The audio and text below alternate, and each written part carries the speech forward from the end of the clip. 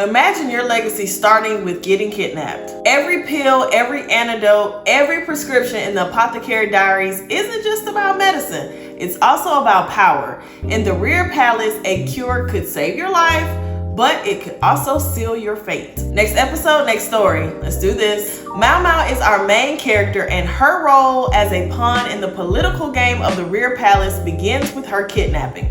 Sent into town by her father, she was warned about abductions, and guess exactly what happened to her. That single event sets the stage for where she'll spend much of her life, the Rare Palace. The Rare Palace is the emperor's domain of women, where concubines compete to bear heirs. Men are strictly forbidden, and every servant inside is disposable.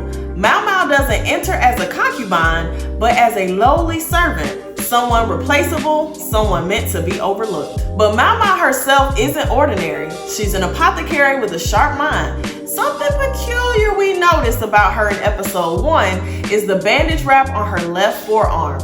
It hides the number of self-inflicted scars from where she has tested upon herself with experimenting with different remedies and poisons. Talk about on-the-job training. Soon after, Mau Mau proves her worth by saving the life of a princess and her child, earning a promotion to lady-in-waiting.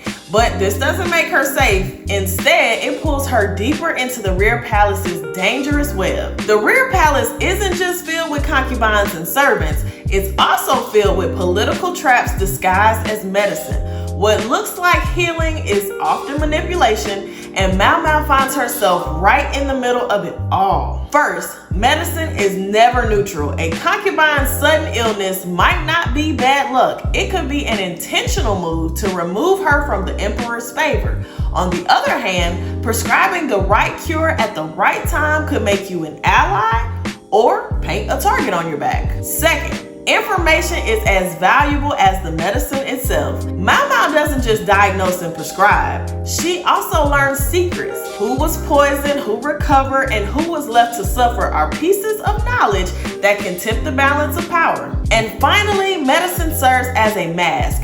A rare herb signals favor from the emperor. A misdiagnosis might protect a reputation or ruin it. Even gifts like a hairpin, seemingly harmless tokens, carry hidden political weight tied to health, survival, and influence. The Apothecary Diaries isn't just a medical mystery. It's a story where power is measured in grams of powder or drops of poison, where the strongest weapon could actually be a prescription pad. So the next time you see Mau Mau mixing herbs, don't just think of it as medicine. Think of it as a chess move. One that could heal an ally, expose an enemy, or shift an entire balance of power inside the palace.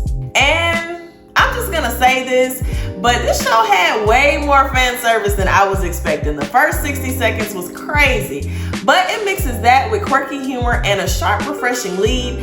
Seeing a woman who's headstrong, self-reliant, and smart is a stark difference from the usual insecure heroine trope that we normally see in anime, and that's exactly why Mau Mau's story stands out.